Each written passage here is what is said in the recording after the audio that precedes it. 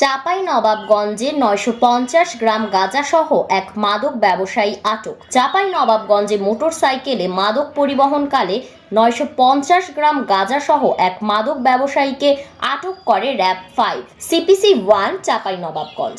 শুক্রবার ২১ নভেম্বর ২০২৪ ৩টা ৩০ মিনিটে সিপিসি 1 চাঁপাইনবাবগঞ্জ র্যাব 5 রাজশাহীর একটি আভিযানিক দল চাঁপাইনবাবগঞ্জ জেলার সদর থানার রানীহাটি ইউনিয়নের বহরম সরকারি প্রাথমিক বিদ্যালয় দক্ষিণ পার্শ্বে নবাবের দোকানের সামনে অভিযান পরিচালনা করে।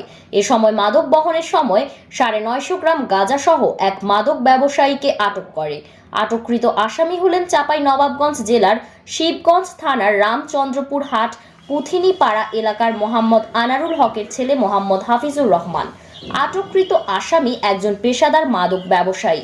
গ্রেফতারকৃত আসামি দীর্ঘদিন ধরে লোকচক্ষুর অন্তরালে চাঁপাইনবাবগঞ্জ জেলার সীমান্তবর্তী এলাকা থেকে মাদকদ্রব্য সংগ্রহ করে চাঁপাইনবাবগঞ্জ সহ দেশের বিভিন্ন এলাকায় সরবরাহ করত। গোয়েন্দা সংবাদের ভিত্তিতে জানা যায় যে উল্লেখিত সময় মাদকের একটি চালান সরবরাহ করবে। এ সময় র্যাবের একটি আভিযানিক দল পূর্ব পরিকল্পনা মোতাবেক বর্ণিত স্থানে গোপনে অবস্থান নিলে একটি মোটরসাইকেলের গতিবিধি সন্দেহজনক হওয়ায় মোটরসাইকেলের গতির প্রতিবন্ধকতা সৃষ্টি করে থামানো হয়।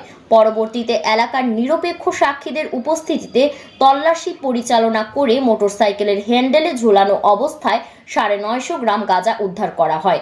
এ ঘটনায় চাঁপাইনবাবগঞ্জ জেলা সদর থানার মামলা রুজু করা হয়েছে।